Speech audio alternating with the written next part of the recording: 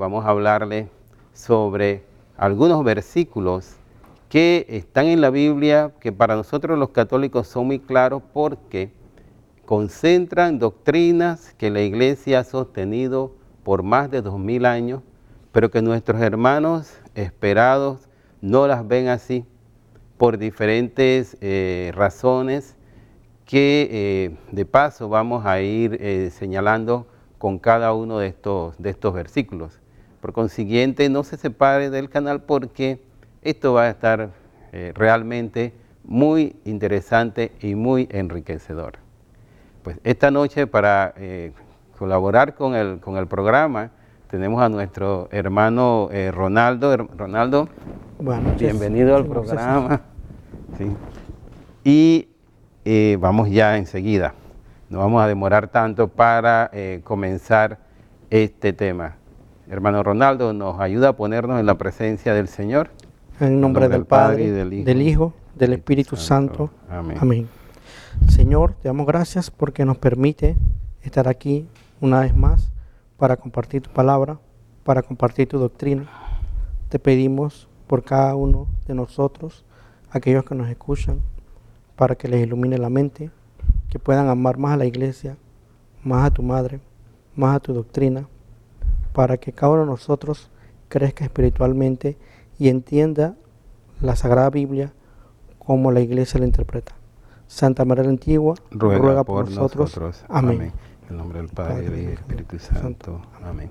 Me permito recordarles, hermanos, que el movimiento apostólico Semper Gaudens es un movimiento laical, ¿sí? No somos sacerdotes, hermano Ronaldo, porque a veces nos llaman y nos dicen padre, sí, pero de familia. Somos laicos, hermanos, así como ustedes, ¿sí? Y que servimos a la iglesia desde el ángulo laical. Nos pueden encontrar en las redes como @sempergaudens, ¿sí? También nos pueden escribir a nuestro correo siemprealegres.panama@gmail.com o entren a nuestra página web www.sempergaudens.org. En el transcurso del programa, ¿sí? Después en la segunda parte ya contamos nuevamente con la facilidad de las llamadas.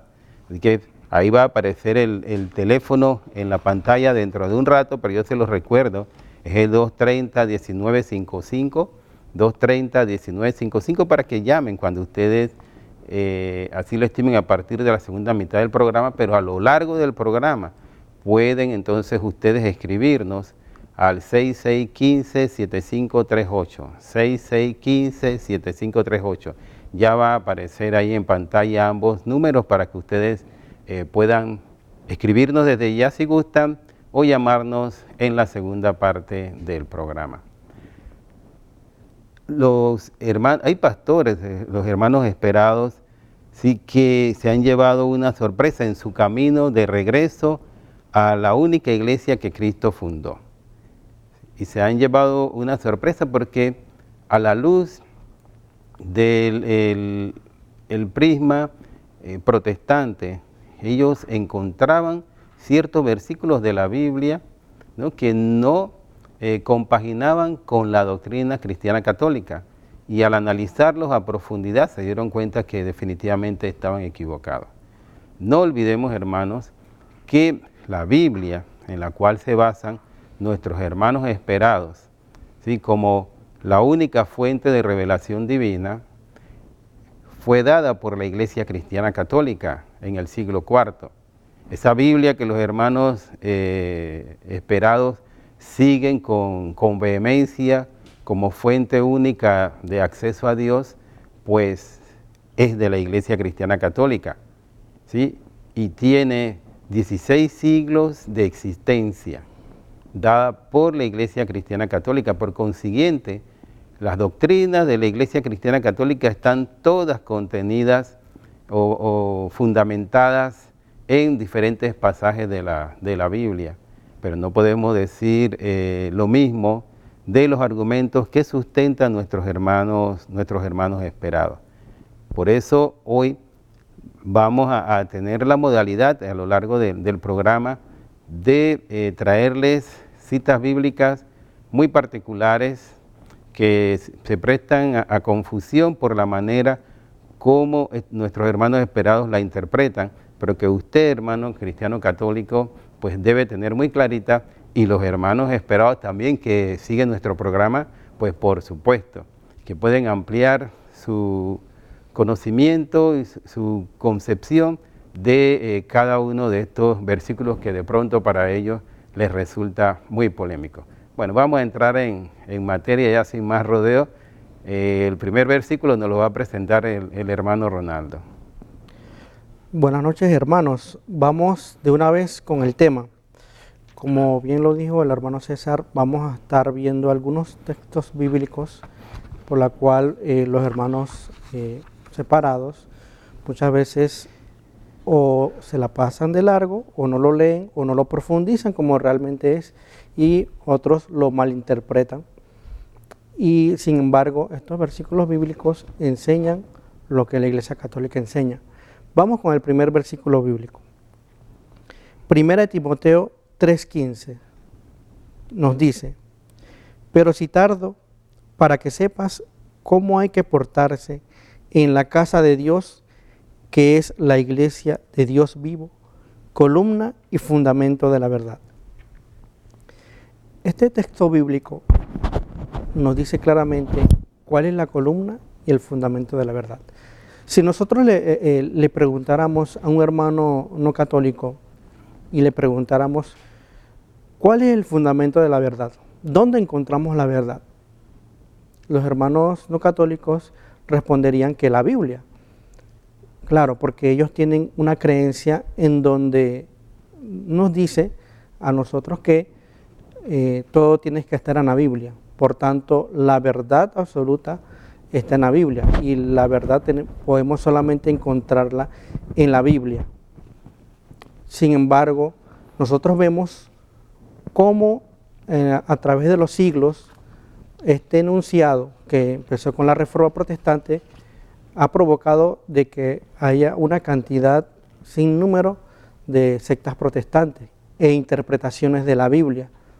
Vemos actualmente, basándose en este enunciado, muchos de estos hermanos interpretan la Biblia a su manera, y lo que hace es crear una nueva doctrina totalmente nueva y que no es acorde a lo que el Señor Jesucristo enseñó. Sin embargo, esta cita bíblica no dice que el fundamento de la verdad sea la Biblia. Acá claramente, como menciona el texto bíblico, dice la iglesia de Dios vivo, columna y fundamento de la verdad. Es decir, que para poder encontrar la verdad correcta y absoluta de nuestro Señor Jesucristo, debemos acudir a la iglesia, no a la Biblia. Porque si nosotros vamos a la Biblia y empezamos a interpretarlo según como nuestros hermanos separados lo hacen, inspirados por el Espíritu Santo, lo que vamos a hacer es confundirnos, errar y crear algo que no tiene nada que ver con lo que nos enseñó Jesucristo. Como vemos, esta cita menciona que es la iglesia, pero si leemos, dice la iglesia, no dice las iglesias. Es decir, que lo dice en singular. Quiere decir que la verdad lo podemos encontrar en la iglesia, no en las iglesias. Pero ¿cuál es esa iglesia? ¿Cuál es esa iglesia que me dice la verdad? Para eso tenemos que ver actualmente qué es lo que está ocurriendo. Hay muchas iglesias que se dicen llamar que es la verdadera iglesia de Jesucristo. Pero, ¿cómo saber cuál es la iglesia verdadera? Hay ciertas características que debe tener la iglesia de Jesucristo. Debe tener ciertos atributos por la cual me identifiquen que realmente es la iglesia de Jesucristo. Primeramente, hay que saber que Jesucristo, en Mateo 16:18, sobre Pedro, quiso fundar la iglesia, en donde dice: tú eres Pedro, y sobre esta piedra edificaré mi iglesia. Igualmente, aquí vemos cómo Jesús lo dice en singular. Y cómo luego de esto la iglesia que ya en los Hechos de los Apóstoles van haciendo es una sola. No existía ninguna otra iglesia más, solamente una. Entonces, esta iglesia mantiene desde el inicio lo que es la unidad. Es decir, que mantiene esa unidad que Jesucristo quiso. Si nosotros bien recordamos, Jesucristo quiso que todos los cristianos estuvieran en uno solo, la unidad. Pero esa unidad que pedía Jesucristo no solamente era una unidad en donde todos estuviéramos juntos, no, sino que estuviéramos una sola fe, una sola doctrina, un solo bautismo, como menciona San Pablo. Si nosotros vemos actualmente, ¿cuál iglesia mantiene esa unidad que Jesucristo quiso? Esa unidad en cuanto a la fe, en cuanto a la doctrina. Solamente la Iglesia Católica mantiene esa unidad. Si nosotros vemos a nivel mundial, la Iglesia Católica tiene una sola fe, una sola doctrina que a nivel mundial es creída por todos, por un católico que se hace llamar católico verdadero, cree en esa doctrina. Sin embargo, fuera de la Iglesia Católica, lo que pasa es lo contrario. Cada uno fuera de la Iglesia Católica, al interpretar la Biblia a su manera, lo que hace es cada uno tener una creencia diferente. Y no puede ser que cada uno tenga una creencia diferente si solamente es un solo espíritu. Entonces vemos como una de las características que debe tener la Iglesia de Jesucristo es que debe ser una sola doctrina, una sola fe, un solo bautismo. También otra característica que podemos ver en la iglesia es que la iglesia es santa. Pero, ¿cómo puede ser posible que la iglesia sea santa si hay tantos pecadores? La iglesia es santa por su fundador, porque Jesucristo es quien fundó la iglesia. Y Jesucristo es santo, por tanto la iglesia es santa. Cuando decimos esto es por Jesucristo, y hay que entender que las demás iglesias que nosotros hemos escuchado a nivel de la historia, vemos que ellos han surgido de hombres. La iglesia luterana de Martín Lutero, y podemos enumerar la iglesia anglicana con Enrique VIII, y cada uno podemos tener las fechas de cada uno de su fundación. Sin embargo, la Iglesia Católica, si nosotros estudiamos seriamente la historia y vamos a los orígenes, vemos cómo desde Jesucristo existe, desde los apóstoles existe la Iglesia Católica. Por tanto, vemos que cuando hablamos de la santidad de la Iglesia, hablamos por quien fundó la Iglesia, que fue Jesucristo. Otra característica de la Iglesia de Jesucristo es que la Iglesia de Jesucristo es católica. Católica quiere decir universal. ¿Por qué universal? Porque la doctrina, la creencia, el Evangelio debe ser para todos. Al final del Evangelio de Mateo, Jesús nos dice, vayan por todo el mundo, anuncien el Evangelio. Es decir, por todo el mundo, es para todo el mundo.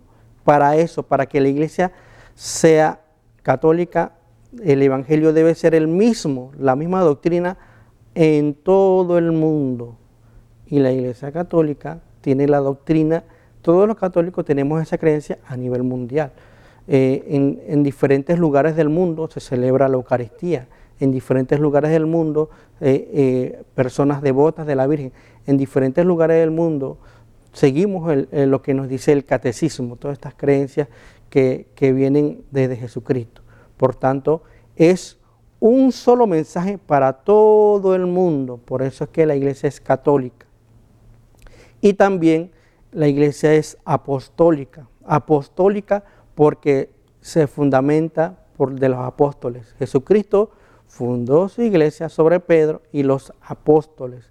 Entonces, fundamento tiene que ver porque la autoridad dentro de la iglesia, desde el inicio de la iglesia, es apostólico. Y nosotros, solamente para dar un ejemplo de esto, vemos como al inicio de la iglesia no existía la Biblia como la conocemos. La Sagrada Escritura, la Biblia como la conocemos, no existía. Por tanto, cuando los cristianos tenían alguna diferencia o no entendían algo en cuanto a la creencia de la iglesia, ellos iban a los apóstoles. Uno de estos ejemplos es en Hechos 15, en donde se habla de que San Pablo tuvo un problema en Antioquía porque ellos querían circuncidar a aquellos que se iban a integrar a la iglesia. Y al final San Pablo no sacó una Biblia para poder ver qué dice la Biblia. No, San Pablo fue a los apóstoles para preguntar qué es lo que se debía hacer. Y los apóstoles en un concilio decidieron de que no era necesario circuncidarse. Entonces vemos cómo la iglesia se funda sobre los apóstoles. Muy bien. Y con relación a esto, también desde el punto de vista histórico, porque hay hermanos desprevenidos, ¿no?, que se han quedado en el Antiguo Testamento y dicen, sí, la casa de Dios, pues la casa de Dios es el templo que estaba en Jerusalén.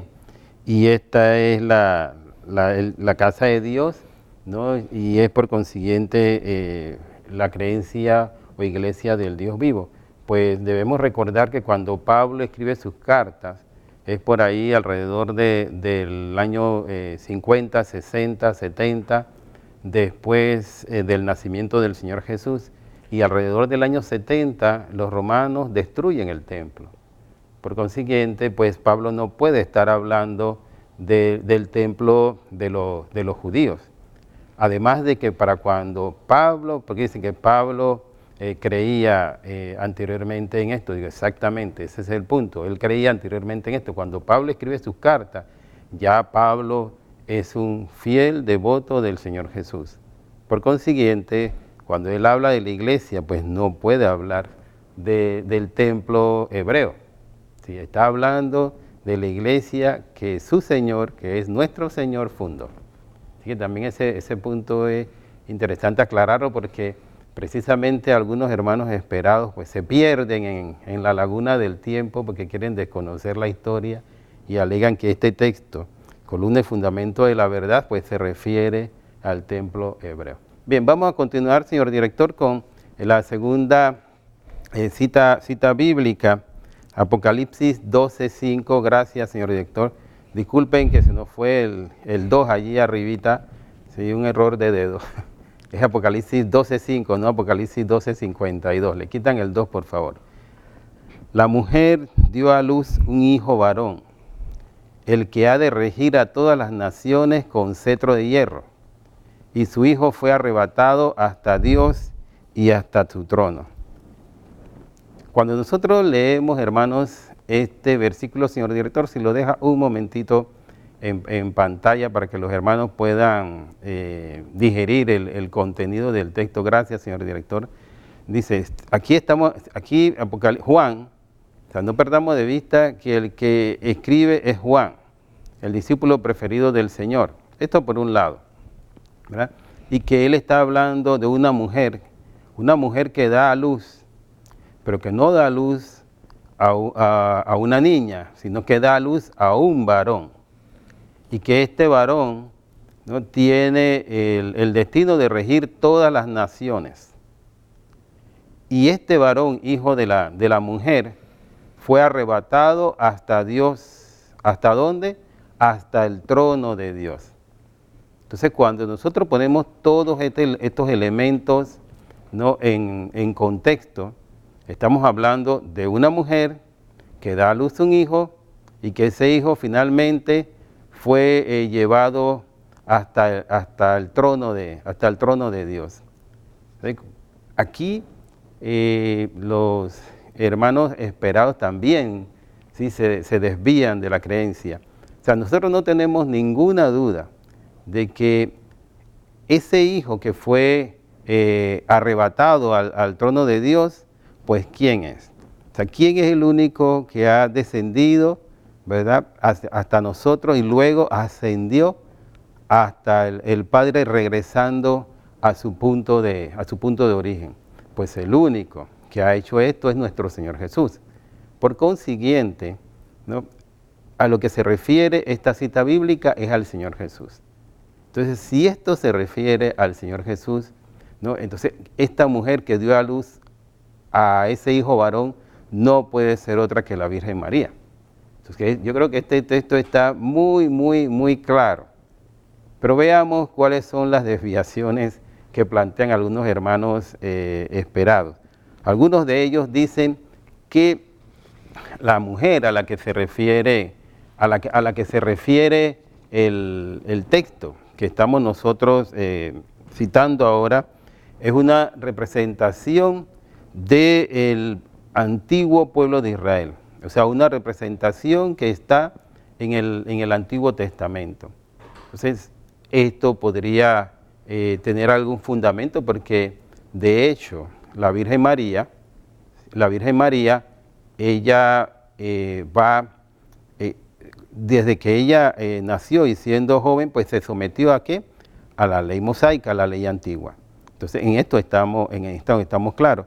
Pero es que del antiguo pueblo de Israel, pues no nace el Señor Jesús, sino que el Señor Jesús viene a partir de cuando María está en la historia.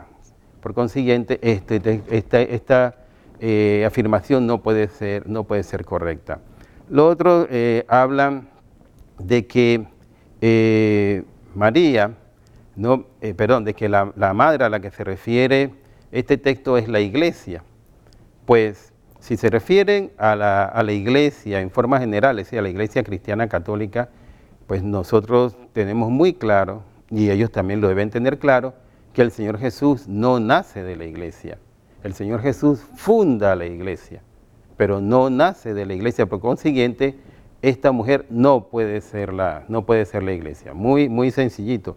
Y por último, hay algunos que dicen que esto es el moderno Estado de Israel. Pues eso tampoco tiene pie ni cabeza, porque el Estado de Israel moderno o actual, pues no cree en el Señor Jesús. Las creencias de los judíos no llegan a reconocer al Señor Jesús como Mesías. Y estamos claros que esto habla del Señor Jesús, por consiguiente tampoco hay ninguna relación. O sea, esto no hay que darle mucha vuelta, a pesar de que cuando uno se lo pone a un hermano esperado que lo interprete, pues sacan todos estos argumentos, pero no tienen ninguna razón de ser, porque este artículo está muy claro. Muy bien, hermano, hemos llegado a la mitad de nuestro programa. Vamos a hacer una muy breve pausa. No se separen del canal, porque enseguida regresamos con más textos como los que ya hemos planteado.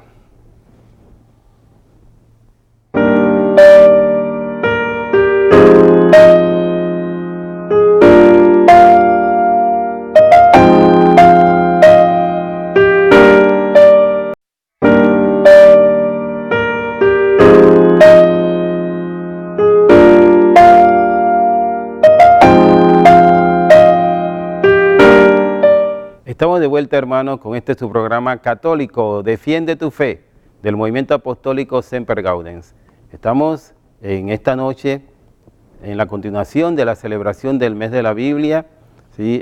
Le hemos traído artículos citas bíblicas que son de difícil interpretación para nuestros hermanos esperados, porque se alejan de lo que la doctrina cristiana católica, la única iglesia que Cristo fundó, plantea. En esta segunda parte les recordamos que pueden llamarnos al 230-1955. El señor director pondrá en breve los teléfonos en pantalla. Y recuerden que pueden escribirnos al 6615-7538. Hermano Ronaldo. Seguimos con la siguiente cita bíblica. Colosenses 1:24. Colosenses 1:24. Ahora me alegro por los padecimientos que soporto por vosotros, y completo en mi carne lo que falta a las tribulaciones de Cristo en favor de su cuerpo, que es la iglesia. Acá vemos cómo en la cita bíblica dice San Pablo, cómo completo en mi carne lo que falta a las tribulaciones de Cristo. Y uno se preguntará, ¿por qué San Pablo dice esto? ¿Es que acaso los padecimientos que sufrió Cristo no fueron suficientes? ¿Acaso el sacrificio de Cristo no fue suficiente? ¿Por qué San Pablo dice esto? Primeramente, claro que el sacrificio de Cristo fue completo y pleno. Fue perfecto el sacrificio de Cristo. Y entonces, ¿por qué San Pablo menciona esto de completar en su carne lo que falta de las tribulaciones de Cristo? Para poder entender esto, primeramente hay que saber de que nosotros como católicos, una de las cosas que nos enseña la Biblia es el mandamiento del amor. El amor sobre todas las cosas. San Pablo, cuando menciona esto, menciona también en otro texto bíblico, y la Biblia también, de que Jesucristo se entregó por nosotros por amor. Es decir, el amor de Jesucristo fue inmenso hacia nosotros. Y ese amor hizo que Él se entregara totalmente por la humanidad. Pero miren esto, hermanos. Jesucristo se entregó y padeció, es decir, sufrió, por lo cual el amor implica sufrimiento. Jesucristo sufrió por amor a nosotros, se entregó totalmente. Lo que nos quiere dar a entender de que el amor verdadero, en el amor verdadero también se sufre. Porque, hermanos, es muy fácil decir que uno ama a alguien, pero uno realmente demuestra que ama a alguien cuando sufre por esa persona. Y Jesucristo lo realizó por todos nosotros. Si Jesucristo realizó este acto de amor hacia nosotros a través del sufrimiento, nosotros también tenemos que padecer, sufrir, para demostrar un verdadero amor. Es decir, que nosotros los cristianos, si decimos que amamos, también tiene que, ese amor tiene que sufrir, ser sufrido. Es decir, nosotros en la vida del cristiano, ¿cuántas veces en el camino del cristiano tenemos padecimiento, tenemos sufrimiento, tenemos tantas cosas? Si ese sufrimiento, ese padecimiento que tenemos, se lo entregamos a Jesucristo, es allí en donde nosotros demostramos ese amor a Dios. Porque es bien fácil decir a través de la boca, Dios, yo te amo. Pero para poder demostrarlo es entender la voluntad de Dios, poder entenderla y poder aceptarla cumpliendo sus mandamientos. ¿Cuántas veces el cristiano no sufre? Pero en ese sufrimiento, creyendo en esa voluntad de Dios, dejándose en la providencia, es que uno demuestra que ama a Dios. Y este ejemplo lo podemos ver en los santos. En los santos, si nosotros leemos la vida de los santos, vamos a ver cuánto ellos padecieron, cuánto ellos se entregaron por Cristo. Es decir, que no solamente fue de palabra, sino fue a través de lo que ellos hicieron, que ellos demostraron su amor, a través de su sufrimiento. En el sufrimiento también se demuestra amor. Y no solamente se sufre por amor a Dios, sino también por amor al prójimo, porque el primer mandamiento nos dice, amar a Dios sobre todas las cosas y a tu prójimo como a ti mismo. Es decir, que todos los padecimientos que tenemos, todos los sufrimientos que tenemos, ofrecérselos a Dios. Entonces aquí vemos el sentido del sufrimiento para el cristiano. ¿Qué pasa con los protestantes, hermanos? Los protestantes, ellos comúnmente dicen, si vas bien es que Dios te bendice, pero si te va mal es que Dios te maldice.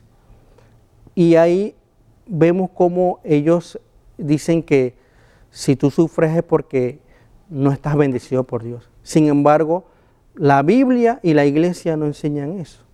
Vemos cómo en el sufrimiento también podemos demostrar el amor de Dios y el amor al prójimo. Porque cuando nosotros ofrecemos ese sufrimiento hacia los hermanos por los pecadores, también ayudamos a la iglesia.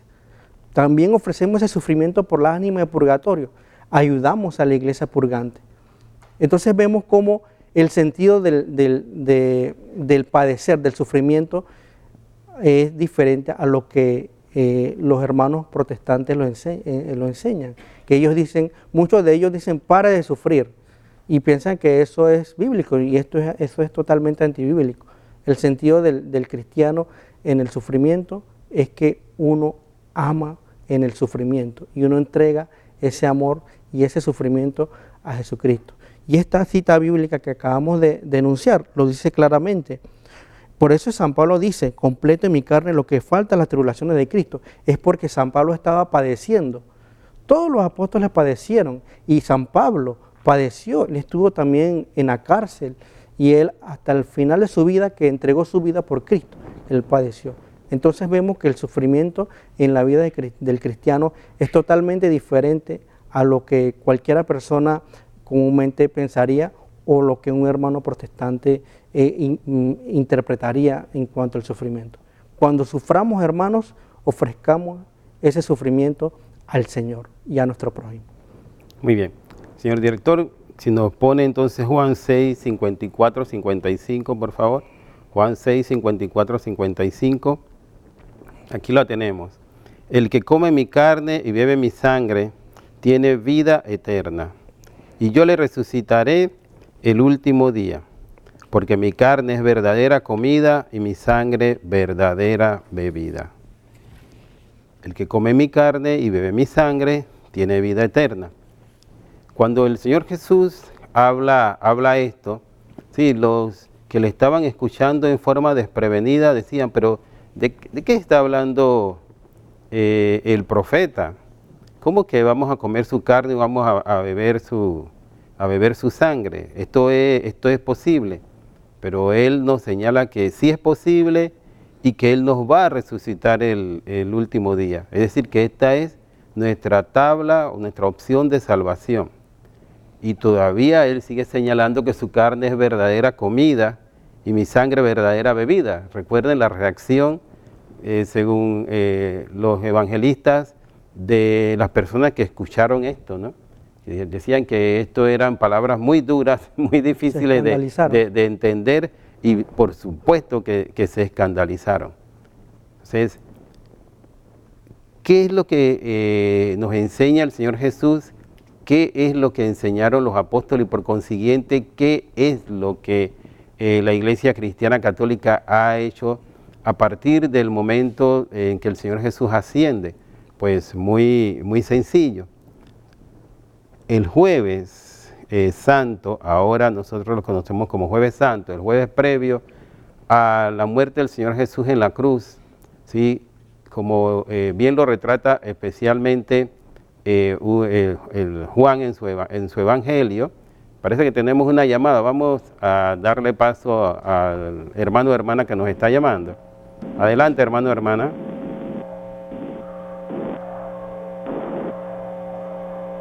¿Cerró?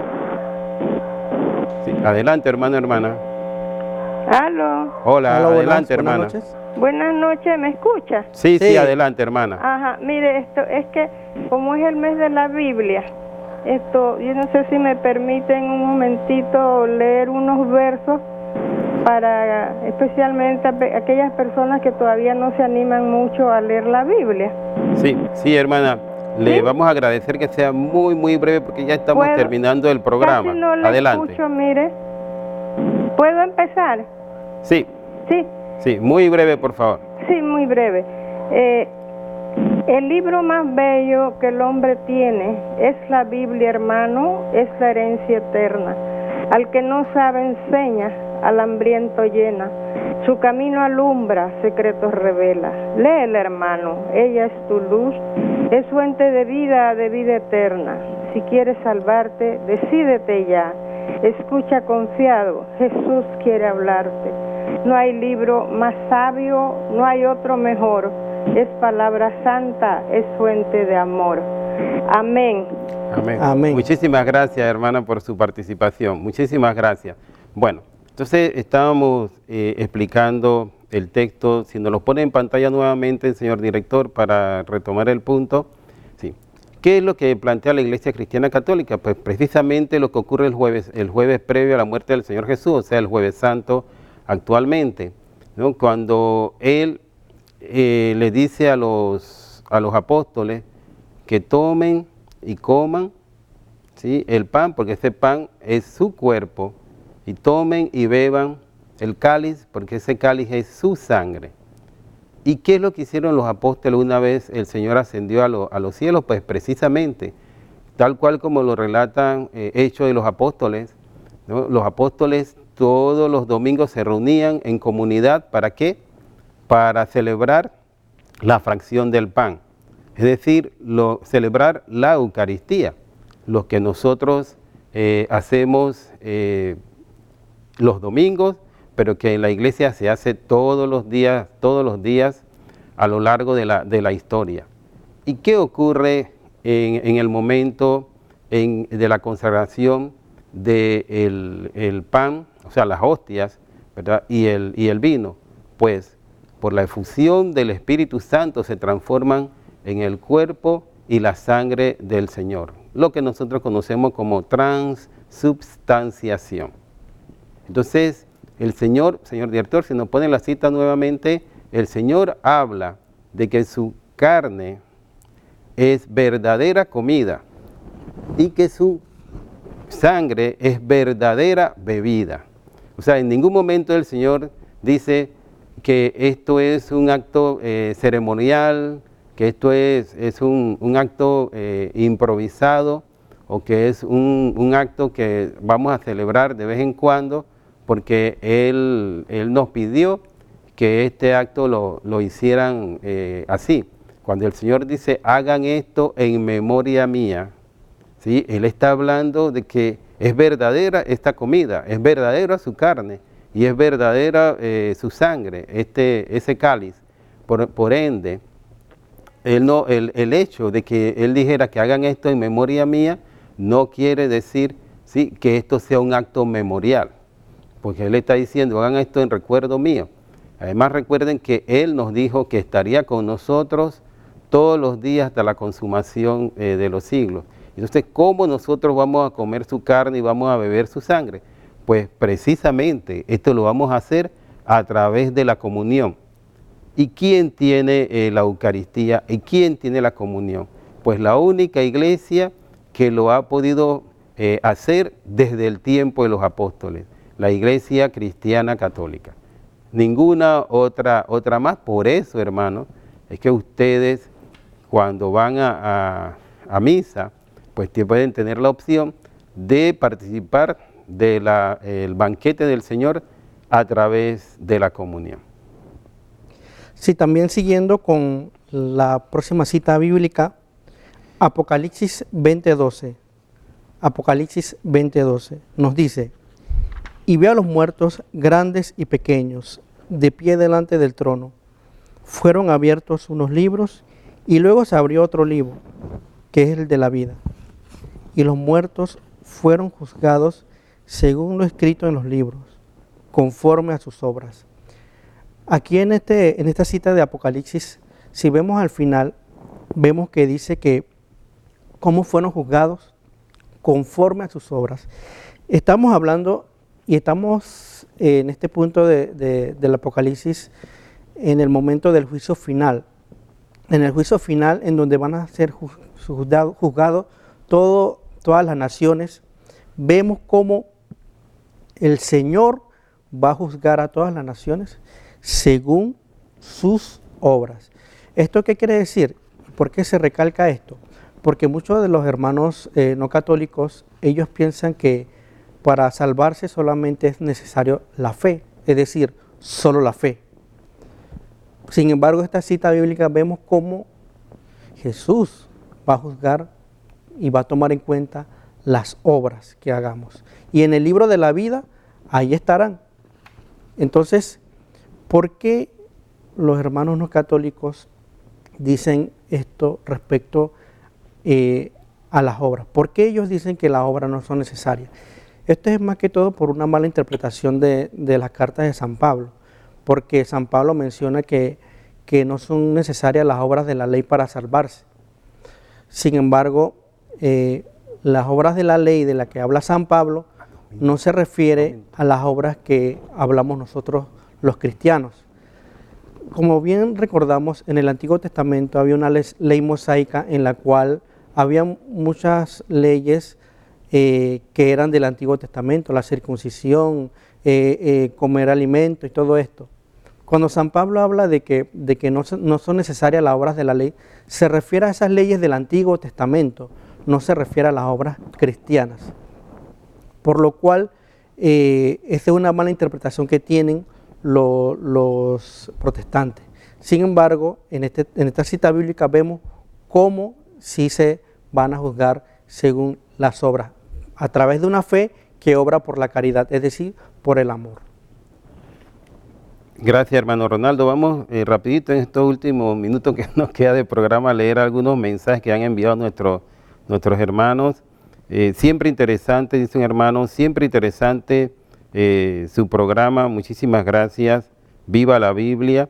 Otro hermano nos dice, la Biblia es palabra de Dios, por consiguiente hay que apegarse a ella. Otro hermano nos dice gracias por sus aportaciones, creo que dice acá. Gracias por sus aportaciones, les estamos muy agradecidos, Dios les bendiga.